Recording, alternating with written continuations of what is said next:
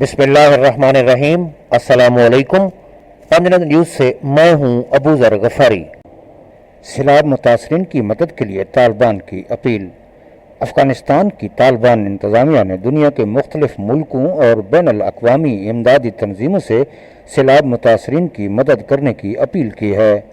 افغانستان کی طالبان انتظامیہ کے وزیر خارجہ امیر خان متقی نے جمعرات کو سیلاب متاثرین کے لیے امداد کی جمع آوری سے متعلق ایک اجلاس میں عالمی برادری اور امدادی اداروں سے اپیل کی ہے کہ وہ افغانستان میں سیلاب متاثرین کی مدد کریں۔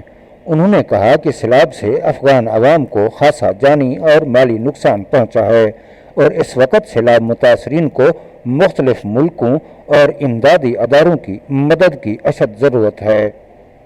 افغانستان کی طالبان انتظامیہ کے وزیر خارجہ امیر خان متقی نے کہا کہ طالبان انتظامیہ تنہا اسی بحرانی صورتحال سے نمٹنے پر قادر نہیں ہے۔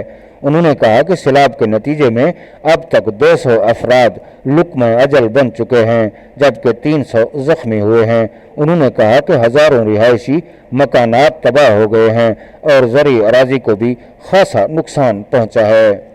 ناظرین، اسی کے ساتھ ہی اگلی ویڈیو تک کے لیے ابو ذر غفاری کو اجازت دیجیے۔ اپنا خیال رکھیے گا۔ اللہ حافظ۔ افواج پاکستان زندہ باد۔ پاکستان پائندہ باد۔